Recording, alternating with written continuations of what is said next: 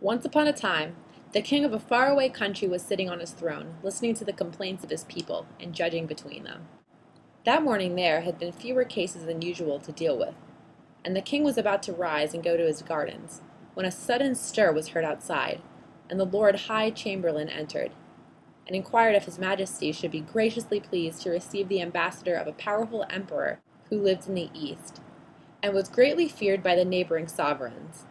The king, who stood as much in dread of him as the rest, gave orders that the envoy should be admitted at once, and that a banquet should be prepared in his honor. Then he settled himself again on his throne, wondering what the envoy had to say. The envoy said nothing. He advanced to his throne where the king was awaiting him, and stooping down, traced on the floor with a rod, which he held in his hand, a black circle all around it. Then he sat down on a seat that was near, and took no further notice of anyone. The king and his courtiers were equally mystified and enraged at the strange behavior, but the envoy sat as calm and still as an image, and it soon became plain that they would get no explanation from him. The ministers were hastily summoned to a council, but none of them could throw any light upon the subject. This made the king more angry than ever, as he told them that unless before sunset they could find someone capable of solving the mystery, he would hang them all. The king was, as ministers know, a man of his word, and they quickly mapped out the city into districts, so that they might visit house by house and question the occupants as to whether they could fathom the action of the ambassador. Most of them received no reply except a puzzled stare, but luckily, one of them was more observant than the rest, and on entering an empty cottage where a swing was swinging itself, he began to think it might be worthwhile for him to see the owner. Opening the door leading to another room, he found a second swing, swinging gently like the first, and from the window he beheld a patch of corn and a willow which moved perpetually without any wind in order to frighten away the sparrows. Feeling more and more curious, he descended from the stairs and found himself in a large light workshop in which he was seated a weaver at his loom. But all the weaver did was guide his threads. For the machine that he had invented to set in motion, the swings on the willow pole made the loom work. When he saw the great wheel standing in the corner, and had guessed the use of it, the merchant heaved a sigh of relief. At any rate, if the weaver could not guess the riddle, he at least might put the minister on the right track.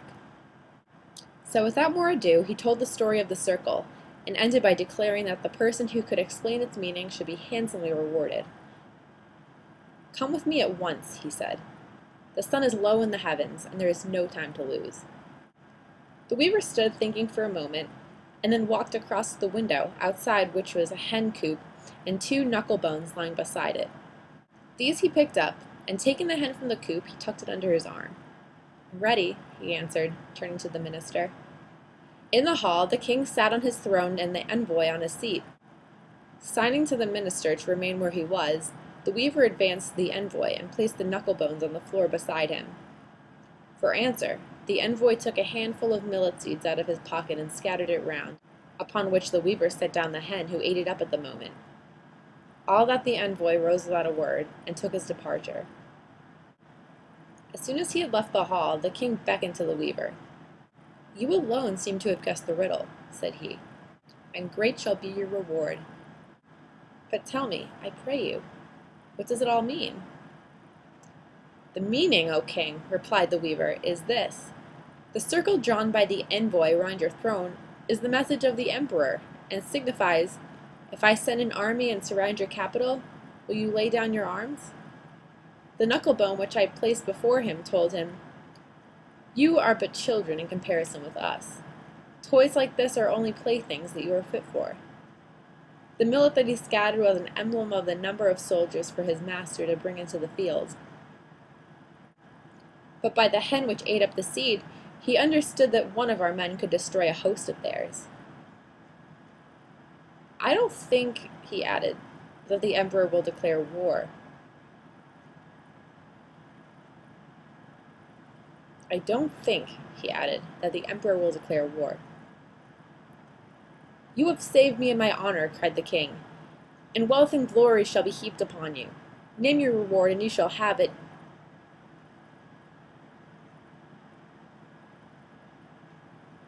Name your reward, and you shall have it even to the half of my kingdom." "The small farm outside the city gates, as a marriage portion for my daughter, is all I ask," answered the weaver. And it was all he would accept. "Only, O king," were his parting words, "I would beg of you to remember that weavers also are of value to a state, and that they are sometimes even more clever than ministers.